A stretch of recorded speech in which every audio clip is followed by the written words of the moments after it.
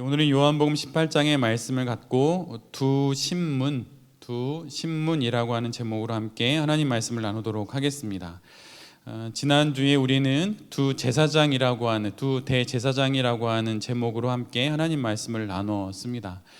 요한복음 18장을 보면 예수님께서 겟세마네 동산의 기도 이후에 고난을 받으시기 시작하시는데, 첫 번째로 두 대제사장의 모습으로 그분의 모습을 드러내시지요. 겉으로 명분으로는 안나스와 가야바가 대제사장이지만 실제로는 그들 앞에 결박되어 있는 예수 그리스도가 참 대제사장이라고 하는 것을 지난주에 우리 모두가 함께 봤습니다. 오늘은 그 대제사장들 앞에서 벌어지고 있는 한 가지 사건을 두 가지의 관점으로 이야기하고 있는 것에 집중해서 우리가 하나님 말씀을 보려고 합니다. 안나스 또 가야바라고 하는 대제사장, 그들 앞에 예수님은 신문을 받으시지만 또 그분의 제자인 사도 베드로 역시 신문을 받습니다. 여러분 혹시 법정에 가보셨나요? 저는 법정에 가본 적은 없는데 구치소에 가본 적은 있습니다. 근데 제가 간 건 아니고 어느 분이 구치소에 선한 일을 하다가 잡혀서 들어가셔서 그분의 면회를 하러 제가 구치소에 가본 적이 있었어요. 근데 구치소에 들어가니까 안 가보셔서 잘 모르시겠지만 가보면 저희 제 오른쪽 요 정도 강대상 요 단 위에 요 정도 되는 방이 있어요. 그리고 방 한가운데 유리문이 있습니다. 여러분 요즘에는 그런 드라마가 없는데 예전에 수사반장 이런 거 보면 그런 장면이 가끔 나오거든요. 근데 정말로 딱 문 열고 들어가면 이렇게 미닫이 문이라고 그러죠. 이렇게 옆으로 쫙 문 열고 들어가면 바로 앞에 투명한 유리가 있고 그 유리에 구멍이 숭숭 뚫려 있어요. 한 제 손바닥 이 정도 크기 정도 되게 조그만 구멍이 이렇게 뽕뽕뽕 뚫려 있습니다. 그러면 그 맞은편에 미닫이 문이 또 있는데 그 미닫이 문을 열고 사람이 들어와요. 제가 면회하려고 하는 사람이. 그러면 그 앞 뽕뽕 구멍 뚫린 데 앞에서 의자를 놓고 의자가 있는데 거기에 앉아서 서로 얼굴을 마주보며 이야기를 하는 겁니다. 비록 재판정까지는 아니지만 제가 재판도 가봤군요. 생각해 보니까. 근데 평범한 재판이어서 큰 문제는 아니었는데, 근데 제가 죄수로 신문을 받는다는 게 어떤 느낌일까라고 크게 느꼈던 건 구치소에서 그분을 면회할 때였어요. 지금은 그런지 모르겠는데 그 당시에는 겨울이었는데 그분이 밑에는 회색 한복 바지 같은 거, 위에는 하얀색 한복 바지, 한복 두툼한 거 상상이 되실지 모르겠는데, 그럼 옛날 일제시대 때 우리 독립투사들이 입었던 옷, 그런 옷을 진짜 입고 나왔어요. 제가 고등학교 3학년 때 그때 면회를 갔던 거였는데, 근데 그렇게 그분이 나오더라고요. 근데 그때 제가 딱 느꼈던 게 뭐였냐면, 저런 게 자유를 이렇게 빼앗긴 정말 힘든 상황이겠구나라는 걸 아주 어린 마음에 확 느끼게 됐었어요. 그리고 그분이 재판받는 건 건너서 얘기를 들었었죠. 그래서 정말 힘들겠구나 이런 생각을 아주 이렇게 제 몸에 이렇게 느껴지도록 그렇게 경험했던 적이 있습니다. 근데 지금 예수님께서 그런 신문을 받고 계신 거예요. 대제사장 앞에서 결박이 되어서 이렇게 팔이 묶여서 그 앞에서 신문을 받고 있는 거죠. 그런데 예수님의 이 신문 받는 과정을 쭉 읽다 보면 예수님이 신문 받는 죄수인지 아니면 그분이 재판장인지 구분이 안 될 모습입니다. 왜냐하면 예수님은 너무나 당당하세요. 오늘 본문을 읽어보면 대제사장인 안나스나 가야바나 아무런 말이 없습니다. 물론 말은 했겠지만 그게 기록되어 있지 않아요. 그런데 예수님은 매우 당당하게, 당신은 지금껏 단 한 번도 자신의 사역을 숨겨서 말한 적이 없고 모든 이들이 알 수 있게, 모든 이들에게 공개될 수 있게 그렇게 나는 모든 일을 했다. 내가 한 일이 내가 그리스도임을 증거한다. 이런 말씀을 쭉 하시죠. 매우 당당합니다. 오히려 예수님이 재판사 같고 오히려 대제사장이 오히려 죄수 같은 느낌이 들어요. 그런데 이런 신문의 과정이 하나 있고 또 하나 정반대쪽에선 전혀 반대의 신문의 과정이 벌어집니다. 그것은 사도 베드로를 향한 신문이에요. 사실 사도 베드로는 대제사장 앞에서 정식 재판을 받는 것도 아닙니다.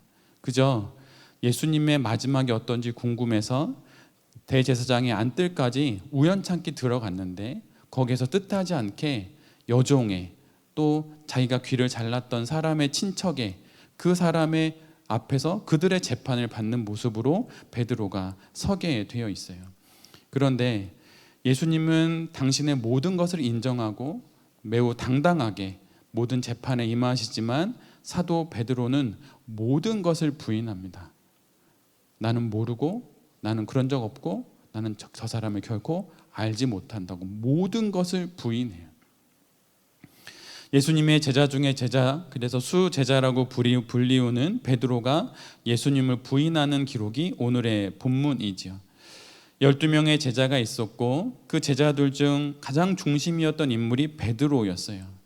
베드로는 언제나 혈기가 넘쳤고, 그리고 늘 적극적으로 다른 제자들보다 앞서서 행동했고, 때와 장소에 상관없이 예수님에 대한 자신의 마음을 그냥 주저없이 표현했고 또한 고백했던 인물입니다. 그런데 베드로의 이런 적극적인 성격들은 장점이기도 했지만 때론 단점이 되어서 많은 실수를 하는 원인이 되기도 하였어요. 성경을 읽어보면 그 어떤 제자보다도 많은 실수의 기록이 적혀있는 제자가 바로 베드로입니다. 여러분 한번 생각해 보세요. 여러분이 알고 있는 12명의 제자들, 그들 중에 여러분이 알고 있는 제자의 실수들을 한번 헤아려 보십시오. 여러분이 알고 있는 가장 많은 실수가 누구의 실수입니까? 베드로, 바로 그의 실수이들이지요. 가끔은 어떻게 이런 실수를 하는 베드로가 예수님의 수제자가 될 수 있을까 하는 생각이 들 정도예요. 베드로는 자신의 생업인 고기를 낚는 일을 하면서 거기서 예수님을 만나게 됩니다. 그때와 지금도 마찬가지이지만 바다 일은 정말 고되고 힘들어요. 저는 가끔 제가 학부 때 신학을 공부하고 그냥 이렇게 신대원을 졸업하고 그냥 평범하게 여기까지 목사가 되었으면 경험해보지 못할 많은 일들을 다른 전공을 하면서 또 다른 사회에서 여러 가지 직업을 가져보면서 많이 하게 됐는데, 그 중에 하나가 뱃일을 해보는 경험이었어요. 물론 몇 번 말씀드렸지만 제가 고기를 낚는 건 아니었지만 연구를 하기 위해서 배를 타고 뭐 낙동강 하구나 아니면 동중국해를 나가거나 하면서 그 짧은 뭐 9박 10일의 일정, 뭐 아니면 하루 뭐 1박 2일의 일정으로 배를 타고 바다에 나갔을 때, 그때 바다일을 경험하면서 제가 알게 된 건 세상에 가장 힘든 게 뱃일이라고 하는 거였어요. 제가 말씀드렸나요? 그 9박 10일 동안 동중국해 나가서 실험을 할 때 제가 9박 10일 동안 저는 실험을 못했습니다. 왜냐하면 배멀미가 너무 심해가지고 9박 10일 동안 그 배 가장 밑창 가장 밑바닥에 그 침실이 여러 개가 있는데 가장 가운데 침대에 누워서 9박 10일 동안 누워만 있었어요. 일어나면 멀미하고, 한번 멀미가 시작되니까 멈출 수가 없는 거예요. 자동차 멀미하면 잠깐 멈춰서 휴게소에서 2시간 쉬면 되는데 배에서 멀미를 하면 내릴 수가 없어요. 거의 고문이에요, 고문. 근데 9박 10일 동안 배멀미를 했는데 뭐든 먹어야 되지 않습니까? 근데 그때 제가 9박 10일 동안 먹었던 건 과자 2봉지랑 사과 하나였어요. 먹으면 바로 그래서 전 누워있고 제 후배들이 저희 과자나 이런 거 갖다 주면 그거 먹고 다시 눕고, 9박 10일 동안 그걸 2번이나 또 동일하게 했던 적이 있어요.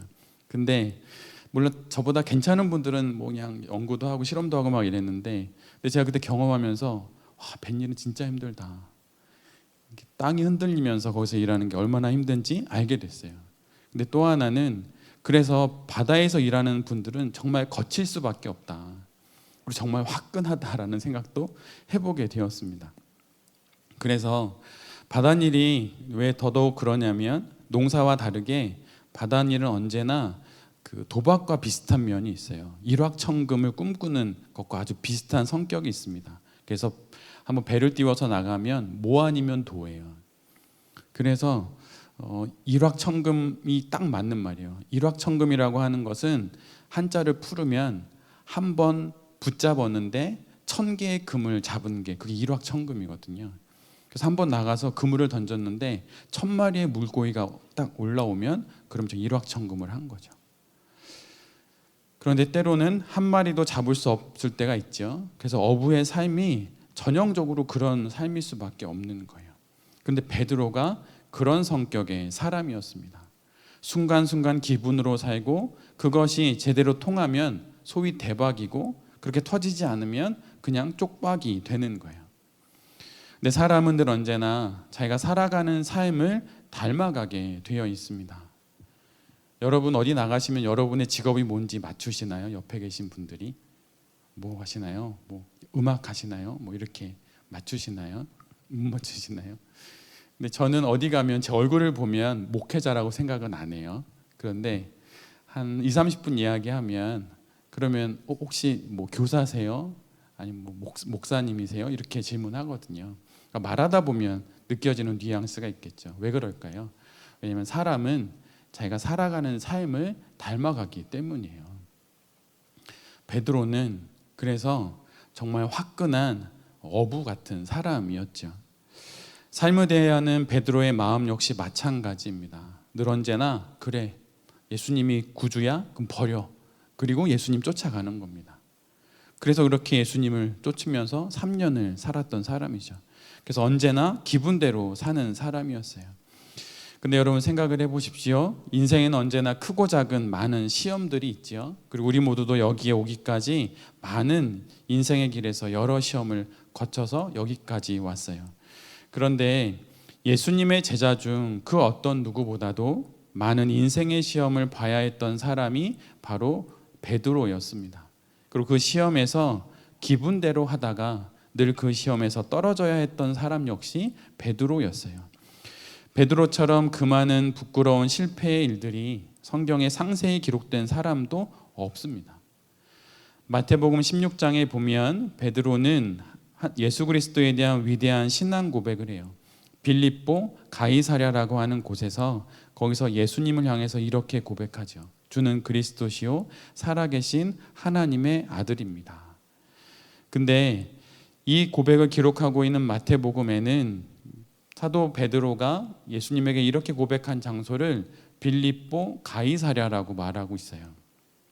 근데 이곳은 어떤 곳이냐면 황제에게 바치는 그 도시가 바로 빌립보 가이사랴예요. 가이사에게 바치는 거죠.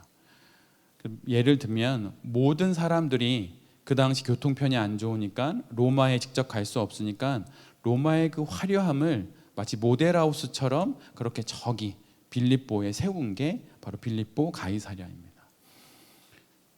근데 그곳에서 사도 베드로가 황제가 얼마나 대단한 사람인지를, 얼마나 살아있는 신인지를 말하고 있는 그 도시 한복판에서 주는 그리스도시요 살아계신 하나님의 아들이십니다. 이렇게 고백한 거예요.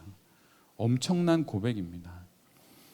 이것은 마치 북한으로 치면 평양 만수대 김일성 동상 앞에서 이렇게 말하는 거예요. 예수님, 당신이 이 조선인민민주주의 공화국을 통치하는 살아계신 하나님의 아들입니다. 만약 제가 평양 만수대 김일성 동상 앞에서 이렇게 외치면 어떤 일이 벌어질까요? 당장 잡혀갑니다. 그리고 못 나와요. 근데 지금 베드로가 그렇게 한 거예요. 베드로는 이렇게 할 수 있을 정도로 매우 배짱이 있는 정말 바다 사나이였어요. 그런데 바로 이 일이 있은 후에 뒤이어서 또 다른 이야기가 나옵니다.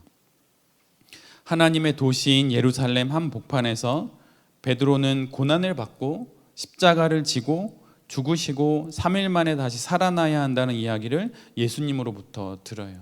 근데 그때 예수님을 가로막고 이렇게 이야기하죠. 주님, 그런 일은 결코 일어날 수 없습니다. 이 일이 결코 주께 미치지 아니할 것입니다. 주님 그렇게 하지 마십시오. 이렇게 말합니다. 이것을 또 아까처럼 비유로 말씀드리면 거룩한 하나님의 성 한복판에서 지금으로 말하자면 명동성당 안에서 아니면 영락교회 안에서 예수님을 보호하겠다고 예수님에 대한 뜨거운 사랑을 고백하는 그런 모습인 거예요. 거룩한 장소에 어울리는 정말 거룩한 고백이죠. 그런데 베드로에게 돌아온 예수님의 말씀은 바로 이것입니다. 사탄아, 내 뒤로 물러가라. 너는 나를 넘어지게 하는 자로다. 내가 하나님의 일을 생각하지 않고 도리어 사람의 일을 생각하는도다. 멋지게 로마 황제에게 바쳐진 그 화려한 도시 한가운데서 그렇게 위대한 신앙 고백을 했던 베드로가 졸지에 사탄이 되어버립니다. 사탄의 부하, 사탄의 자식이 아니라 사탄이 되어버려요.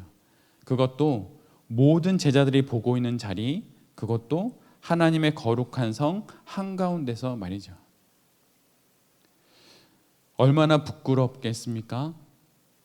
그리고 얼마나 창피하고 민망할까요? 그런데 베드로의 실수는 여기서 끝나지가 않아요. 그는 예수를 잡으러 온 유다와 제사장들 그리고 백성의 장로들이 오자 자신의 혈기를 따라 칼을 뽑아서 대제사장의 종인 말고의 귀를 내리쳐 떨어뜨립니다. 근데 여러분 생각해 보십시오. 어두운 밤입니다. 그리고 급박한 상황이에요. 그리고 칼을 뽑았어요. 자기 칼도 아니고 누군가의 칼을 뽑아서 칼을 들었습니다. 근데 정확히 귀를 내리쳐요. 베드로가 정말 자르고 싶은 게 말고의 귀였을까요? 베드로는 예수님을 보호해야 한다는 생각에 자기의 혈기를 따라 본능적으로 행동을 했어요. 그러게 실은 말고의 귀가 아니라 말고의 머리를 내리치려고 했던 거예요. 즉 살인을 하려고 했던 것이죠.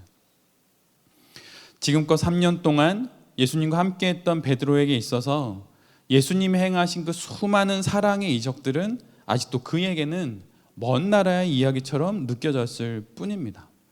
그래서 베드로는 본능에 따라 행동하는 것이죠. 그에게는 언제나 더 빠르고 쉬운 그리고 당연한 그런 일이었을 거예요. 그런데 생각해 보십시오. 하나님의 사랑, 이웃 사랑을 가장 중요한 율법으로 말씀하셨던 그 예수님의 제자가, 그것도 수제자가 칼을 들어 사람의 목을 내리쳐서 죽였다고 한다면 사람들이 그리스도의 복음을 사랑의 복음이라고 생명의 복음이라고 할 수 있을까요? 베드로의 이 행동은 지금껏 예수님이 살아오셨던 그 모든 삶을 송두리째 뒤집어 놓을 엄청난 일이었어요. 이 일 이후에 예수님께서는 말고의 귀를 다시 붙여주심으로 이 일을 마무리하십니다. 그리고 베드로는 이 일을 옆에서 그냥 지켜보아야만 했어요. 그는 또 실패한 것입니다. 또 실수한 것이에요. 예수님께서 제자들과 마지막 저녁 식사를 하는 장면이 모든 복음서에 나옵니다. 근데 그 자리에서 식사를 하시던 예수님께서 갑자기 자리에서 일어나셔서 물을 떠오시고 수건 허리에 두르시더니 제자들의 한 명 한 명의 발을 씻겨주시기 시작하죠. 우리 모두가 알다시피 발을 씻겨준다는 것은 그 당시 하인들이나 하는 일이었어요. 그런데 예수님께서 그 일을 하십니다. 한 명, 두 명 그렇게 발을 씻기시다가 드디어 베드로 앞에 이르게 되셨어요. 예수님께서 베드로의 발을 씻기시려고 하시자 베드로는 갑자기 흥분하면서 이렇게 말을 하며 화를 내죠. 제 발을 씻길 수 없습니다. 절대로 그럴 수 없습니다. 이것은 종이 주인에게 하는 일이지 예수님께서 제게 하실 수 있는 일이 아닙니다. 앞에서 이미 예수님으로부터 씻김을 받은 제자들은 얼마나 민망했을까요? 그리고 아직 차례가 오지 않은 제자들은 얼마나 당황스러웠겠습니까? 근데 그때 예수님께서 이렇게 말씀하세요. 만약 내가 씻음을 받지 않으면 나와 아무런 상관이 없다. 이 갑작스러운 경고에 가까운 말씀에 베드로는 매우 놀랍니다. 그러자 베드로는 이렇게 이야기해요. 주님, 그러시면 안 됩니다. 만약 이것이 그러한 의미가 있다면 제 발뿐만 아니라 제 온몸까지 씻겨 주십시오. 제게는 그렇게 해 주십시오. 이렇게 이야기를 하죠. 일순간 만찬장은 베드로의 이 돌발 행동으로 이곳저곳에서 술렁거리기 시작했을 것입니다. 그런데 이때 예수님께서 이렇게 말씀하시죠. 이미 목욕한 자는 발밖에 씻을 필요가 없다. 베드로는 또 실수를 합니다. 언제나 즉흥적이고 쉽게 흥분하는 그의 성향들은 계속적으로 이렇게 문제를 일으켰어요. 그리고 오늘 우리가 함께 보는 것처럼 베드로의 가장 큰 실수는 예수님에 대한 3번의 부인이었어요. 나 모른다고. 나 예수님 모른다고. 3년여 동안 함께 먹고 자며 그렇게 사역하며 살았던 예수님을 베드로는 부인합니다. 이 사건 이후에 베드로는 날마다 새벽이면 울어대는 새벽닭의 울음소리에 가슴을 치며 자신의 실수를 생각하며 후회하고 살았을지도 몰라요. 이외에도 사도행전을 보면 베드로의 또 다른 실수들은 또 여전히 많이 기록되어 있습니다. 인생의 시험에 날마다 실패했던 베드로의 삶은 말하자면 실패의 삶이고 실수의 삶이었어요. 시험에 떨어져서 다시 공부해서 시험을 준비하는 사람을 재수생이라고 부르지요. 그리고 다시 시험을 봤는데 또 떨어지면 그를 삼수생, 또 떨어지면 사수생, 오수생, 그러다가 정말 이제는 셀 수 없을 정도로 길어지면 장수생이라고 부르지요. 이 표현을 빌리자면 베드로는 신앙의 장수생이에요. 영원한 재수생입니다. 처음 예수님을 따를 때도 그리고 부활하신 주님을 만나고 이제는 초대교회의 지도자가 되었어도 그는 여전히 실수하고 또 실패하는 그런 재수생이었어요. 그런데 이 베드로의 최후가 어떤지 아십니까? 기독교 전승에 의하면 베드로도 다른 사도들과 같이 순교를 당합니다. 예수님과 똑같이 십자가에 달려 그 역시 순교를 해요. 십자가는 죽임을 당하는 죄인이 메고 올라가지요. 십자가를 메고 산을 오르며 베드로는 무엇을 생각했을까요? 자신의 수많은 실수와 실패를 생각했겠습니까? 산을 오르며 자신의 등에 매인 십자가의 그 무게를 온몸으로 느끼며 이전에는 미처 몰랐던 예수님의 아픔과 고통을 느꼈을지도 몰라요. 처음 그리고 마지막으로 지어보는 십자가이기 때문입니다. 그러나 베드로의 어깨를 누르는 그 십자가의 무게보다 더 무거운 것은 계속 실패하며 살아온 자신의 삶을 생각할 때 가슴속에 밀려오는 예수님에 대한 죄송한 마음이었어요. 베드로가 얼마나 슬퍼했을까요? 좀 번듯하게 예수님이 보시기에 정말 넌 나의 귀한 제자다. 제자 중에 제자다. 그렇게 말씀하시는 걸 들으면 좋으련만 그는 여전히 실패, 실수를 연속하고 예수님이 부활 승천하신 이후에도 초대교회의 그 사도행전의 이야기 속에서도 그는 또 실수를 합니다. 아마 성경에 기록되지 않은 베드로의 더 많은 실수들이 있을 거예요. 그 실수들을 생각하면서 베드로는 그 십자가를 지고 자신의 올라가야 할 자신의 골고다 언덕을 올라갔을지도 몰라요. 1950년대 한국에서 있었던 일입니다. 1950년대 이후 여러분 한국 사회의 이야기를 들어보신 적이 있나요? 저는 들어본 적이 있어요. 저희 아버님의 세대이기 때문입니다. 저희 아버님이 이북 분이신데 서울에 딱 내려와서 1951년, 2년 요 무렵에 한국에 딱 내려와서 남한에 내려와서 서울역에 내렸는데 서울역에 내려서 그 폐허가 되어 있는 건물 사이를 지나가다가 수많은 사람들이 그 건물 잔해 속에서 거린처럼 있는 많은 사람들을 보았다 그래요. 그리고 아버님이 그때가 17살, 18살이었는데 못 모르고 지나가다가 깡패들을 만나서 돈도 다 빼앗기고 그랬던 이제 기억들이 저한테 말씀해 주셨는데 1950년대 바로 그 모습입니다. 전쟁 이후 모든 것이 무너졌고 모든 건물이 무너지고 거리마다 거린들이 이렇게 막 곳곳에 있는 것이죠.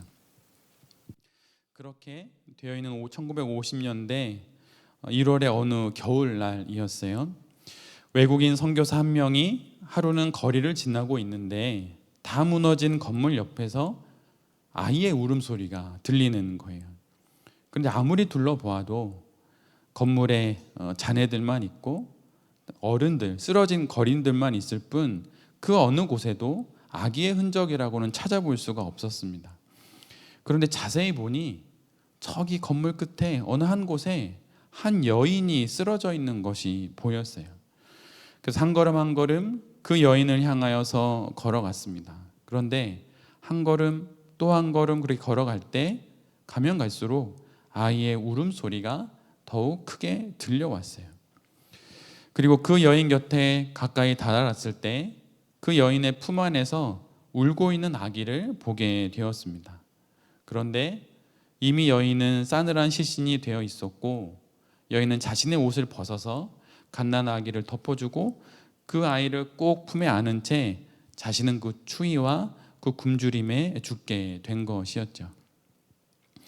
추운 겨울 자신의 따뜻한 온기로 자식을 지켜주고 싶었던 엄마는 자신의 생명을 주고 그 아이를 살렸던 거예요. 그래서 그 선교사님이 시신을 나름 잘 해서 고이 묻어드리고 그 아이는 본인이 데리고 가서 잘 보살피고 양육을 하였습니다. 그렇게 한 해, 두 해 세월이 지나고 선교사님이 한국에서의 모든 선교 사역을 마치고 본국으로 돌아가야 하는 때가 되었어요. 그래서 그 선교사님이 그 아이에게 자신과 함께 한국을 떠날 것인지 아니면 이곳에 그대로 있을 것인지 그 아이에게 묻게 됩니다. 그러자 그 아이는 고민을 하다가 선교사님과 함께 떠나기로 결정을 해요. 그래서 출국 날짜를 잡고 짐을 이렇게 싸서 기다리고 있었어요. 근데 그렇게 출국을 준비하던 그 아이는 한국을 떠나기 하루 전 꼭 가보고 싶은 곳이 하나 있다고 하고 선교사님과 함께 어느 곳을 찾아가게 되는데 그곳은 어머니가 묻혀 있는 공원 묘지였어요. 그날도 몇 해 전 그 아이가 어머니의 무덤을 찾았던 그 몇 해 전 그날처럼 그 아이가 어머니의 무덤을 찾은 날도 매서운 바람이 부는 겨울이었습니다. 그 무덤 앞에서 엄마에게 이제 마지막 인사를 하는 것이죠. 엄마에게 이제 외국으로 가게 되었다고 말하면서 이런저런 이야기를 아이가 합니다. 그러다가 그 아이는 무덤 앞에서 아무 말 없이 서 있다가 무엇이 생각났는지 외투를 벗었어요. 그리고는 엄마의 무덤을 그 겉옷으로 덮어 주었습니다. 그리고 또 윗옷을 벗어서 엄마의 무덤을 덮어 주었죠. 그리고 목도리와 또 장갑을 벗어서 엄마의 무덤을 덮어 주었어요. 이렇게 자신의 옷을 벗어서 엄마의 무덤을 덮어주던 아이는 이제 더 이상 엄마의 무덤을 덮어줄 것이 없게 되자 엄마의 무덤을 안고 하염없이 눈물을 흘릴 뿐이었습니다. 차가운 그 겨울날 자신의 온기로 아이의 생명을 지키려 했던 그 엄마의 마음을 이 아이는 이렇게라도 갚아드리고 싶었던 것이죠. 십자가를 지고 산을 오르던 베드로도 아마 이런 마음이었을 것입니다. 번번이 실패하고 실수 많았던 자신을 끝까지 사랑해 주셨던 예수 그리스도, 자신의 발을 씻기시고 자신을 위해서 그 새벽녘 바닷가에서 생선을 구워주시던 주님, 예수님께서 죽으신 이후 두려움의 문을 걸고 잠그고 공포에 떨고 있을 때 자신에게 찾아와서 가장 먼저 평안하냐고 물으셨던 그 주님, 이 모든 일들이 떠오르던 그때 베드로의 마음을 무겁게 했던 것은 실은 십자가의 그 무게가 아니라 자신을 향한 예수 그리스도의 사랑이었던 것이죠. 그리고 그 사랑에 번번이 실패하고 또한 실수로 살아왔던 자신의 삶에 대한 후회였을 것입니다. 십자가를 메고 산 위에 오른 베드로는 이제 십자가에 못 박힐 순간이 되었어요. 그런데 그 순간 베드로가 갑자기 이렇게 말을 합니다. 나를 십자가에 매달아 주십시오. 그러나 예수님과 똑같이 십자가에 매달리는 것은 내게 너무 과분한 일입니다. 나를 십자가에 거꾸로 매달아 주십시오. 그래서 그는 십자가에 거꾸로 매달려서 순교하게 됩니다. 실수투성이인 자기를 끝까지 사랑하셨던 예수님과 똑같이 십자가에 매달리는 것은 용납할 수 없었던 일이었기 때문이에요. 그래서 그는 거꾸로 십자가에 매달려 순교하게 되죠. 마치 그 겨울 엄마의 무덤 앞에서 자신의 옷을 벗어서 엄마를 덮어주며 엄마의 사랑을 기억했던 그 아이처럼 말이에요. 그래서 결국 베드로는 십자가에 거꾸로 달려서 순교하게 됩니다. 비록 그의 삶이 실수와 실패투성이의 삶을 살았지만 2000년이 지난 지금 베드로는 예수님이 가장 사랑하셨던 제자 중에 한 명으로, 또한 초대교회의 위대한 사도 중에 한 명으로 여전히 기독교 역사 가운데 또 우리의 기억 속에 여전히 남아 있지요. 그리고 그는 정말 위대한 하나님의 사람이 되고 맙니다. 우리 역시 마찬가지일 수 있어요. 우리의 지금의 삶이 비록 실수투성이고 모자라고 여전히 문제투성이어도 괜찮습니다. 베드로도 그러하였고 수많은 믿음의 선인들이 그러했어요. 하나님은 완벽한 성도를 결코 원하시지 않아요. 그리고 그렇게 할 수 있는 사람도 없습니다. 우리를 새롭게 하시는 그 예수 그리스도의 사랑만 오직 기억하면서 그렇게 실수를 하든 실패를 하든 여전히 하나님을 바라보며 신앙 인생을 살아가는 것이 바로 우리가 살아가야 할 우리의 인생이라고 하는 것이에요. 베드로가 수없이 많은 시험에서 실패하고 떨어지고 실수했지만 그가 다시 일어나서 다시 하나님의 사람이 되고 다시 초대교회의 사도가 될 수 있었던 것은 그의 마음이나 그의 결심이나 그의 무엇이 아니었어요.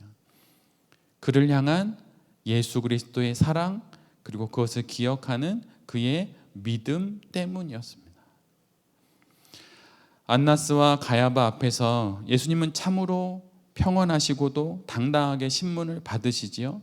그러나 베드로는 실수투성이의 그 모습 그대로 신문을 받습니다. 우리도 베드로와 다르지 않아요. 우리도 아마 베드로와 같은 모습일 것입니다. 2000년 전 그 베드로의 자리에 만약 우리가 있고 내가 있다면 베드로 말고 여러분 다른 모습을 보이실 수 있다고 생각하십니까? 저는 자신 없어요. 저는 그렇게 못할 것 같아요. 좀 베드로처럼 할 것 같아요. 베드로, 그가 인생의 거듭되는 실패 속에서 다시 일어설 수 있었던 것은 그의 마음 안에 하나님의 예수 그리스도에 대한 그 사랑이 있었기 때문이에요. 추운 겨울 엄마의 무덤 앞에서 눈물을 흘리던 그 아이가 가졌던 이 사랑이 그를 실패자에서 하나님의 사도로 변하게 만들었던 것입니다. 그러기에 실패를 하든 실수를 하든 여러분 그걸 너무 마음에 두지 마십시오. 실패와 실수를 가지고 예수님 앞으로 나아가시면 됩니다. 그리고 그 예수님의 사랑이 얼마나 큰지 생각하고 또 경험하고 실수하고 다시 또 넘어가고 그렇게 살아가는 거예요. 그리고 그 사랑을 알 수 있게 해달라고 하나님께 기도하는 것이죠. 사도 베드로와 같이 수많은 실수와 실패 속에 우리가 이렇게 인생을 살아갈 수 있지만 그 많은 것 가운데 예수 그리스도를 향한 그 사랑, 또 나를 향한 예수 그리스도의 사랑을 기억한다면 우리 모두도 사도 베드로처럼 신앙 인생을 뚜벅뚜벅 잘 걸어갈 수 있게 될 것입니다. 그리고 그럴 때마다 우리 주님이 베드로처럼 우리를 다시 붙잡아 주실 거예요. 날마다 실패하고 실수만 하던 베드로를 위대한 하나님의 사람으로 만드셨던 주님께서 우리를 또한 그렇게 만들어 주실 것입니다. 그 예수 그리스도를 바라보며 우리에게 주신 이 인생을 뚜벅뚜벅 결코 포기하지 않고 절망하지 않고 잘 살아가는 여기 계신 모든 성도님들과 또 이 말씀을 전하는 제 자신이 될 수 있기를 간절히 기도드립니다. 아멘.